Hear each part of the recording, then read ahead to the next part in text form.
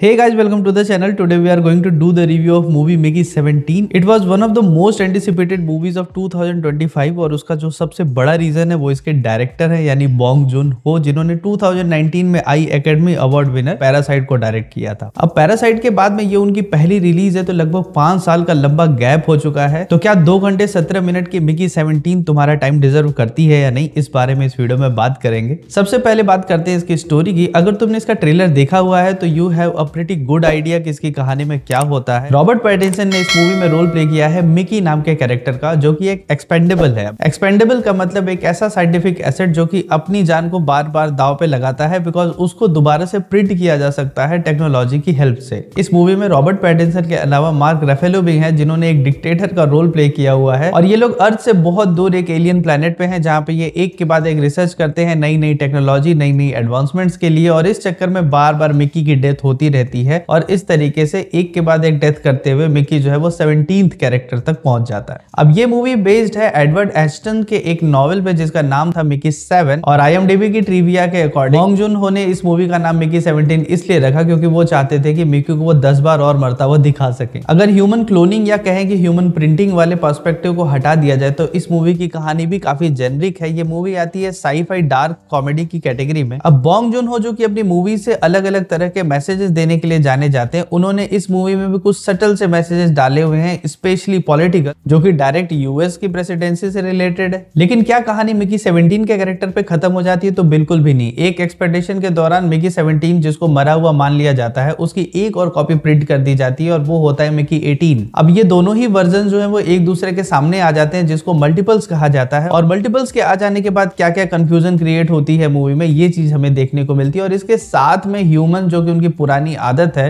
कि किसी प्लेनेट के इनहैबिटेंट्स को परेशान करना, तो वो उस प्लेनेट्स पे भी जो एक एलियन स्पीसीज है उसको परेशान करना शुरू कर देते हैं। तो उसके बाद कहानी जो है वो एक बड़ा ही जेनरिक सा प्लॉट फॉलो करने लग जाती है। 2 घंटे 17 मिनट की मूवी वैसे तो बहुत बड़ी लेंथ नहीं होती, लेकिन मुझे लगता है कि इस मूवी को कुछ 10-15 मिनट कम किया जा सकता था। मूवी की अगर एक्टिंग परफॉर्मेंसेस की बात करूं तो भाई रॉबर्ट पैटिंसन ने इस मूवी में बहुत बेहतरीन काम किया है। रॉबर्ट पैटिंसन का जो रेंज है वो देखने के लायक है। उनको हम लोग ट्विलाइट गाय के नाम से जानते थे। जब उनको द बैटमैन ऑफर हुई थी और उन्होंने उस रोल को पिक किया था, तो फिर ऑडियंस का दिमाग बहुत ज्यादा खराब हो गया था and they were not ready कि रॉबर्ट पैटिंसन और बैटमैन का रोल किस तरीके से प्ले करेंगे। लेकिन उन्होंने जिस तरीके से बैटमैन मूवी में एक्ट किया था वो आइकॉनिक है। आई डोंट रिमेंबर कि पैटिंसन को मैंने किसी इस तरह के रोल में कभी और किसी मूवी में देखा हो। स्पेशली इसी मूवी में 17 और 18 का जो वर्जन है, उन दोनों के बीच में भी काफी डिफरेंस है। और सेम स्क्रीन पे, हालांकि उसमें CGI इन्वॉल्व है, लेकिन फिर भी दोनों का बॉडी जेस्चर, दोनों का बात करने का तरीका, ये सारी चीजें बहुत डिफरेंट है। मार्क रफेलो को मूवी में इंक्लूड करना मार्वल फैंस को जरूर पसंद आएगा, लेकिन मुझको कई जगह पे ऐसा लगा कि उनके रोल को जरूरत से ज्यादा एग्जैजरेट कर दिया जा रहा।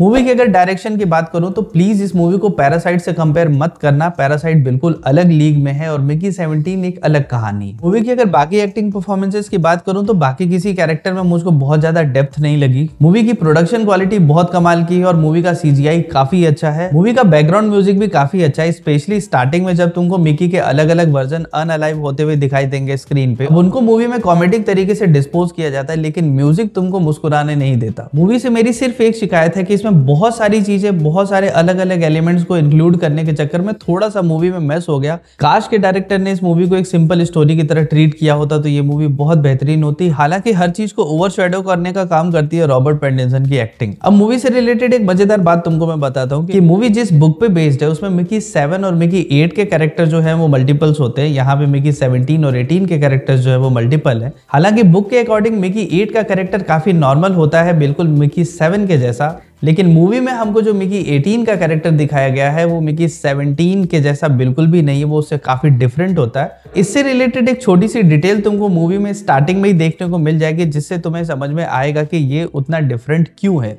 ओवरऑल वीडियो के लास्ट में मैं यही कहना चाहता हूं कि अगर तुम पैरासाइट जितनी एक्सपेक्टेशन लेकर के जा रहे हो तो तुमको बहुत तगड़ा झटका लगने वाला है, तुमको बहुत बड़ा लेट डाउन हो जाएगा। मैं झूठ मूठ की तारीफ नहीं कर सकता। It was a good watch, but 3-4 elements को अगर छोड़ दें तो मूवी में नया कुछ भी नहीं था। बाकी बेस स्टोरी जो थी वो बिल्कुल ही सिमिलर थी, कई सारी फिल्में हमने वैसी देखी हुई हैं। बट स्टिल अच्छी एक्टिंग परफॉर्मेंसेस के लिए और साथ में एक डिफरेंट सब्जेक्ट चूज करने के लिए मैं इस मूवी को दूंगा 3 आउट ऑफ 5 स्टार्स। और कमेंट में मैं ये जानना चाहता हूँ कि रॉबर्ट पैटिंसन की तुम्हारी फेवरेट मूवी कौन सी है। बाकी वीडियो को यहाँ तक देखने के लिए थैंक यू सो मच। अब चैनल को सब्सक्राइब कर लो ताकि मिले अगले वीडियो में। Bye bye.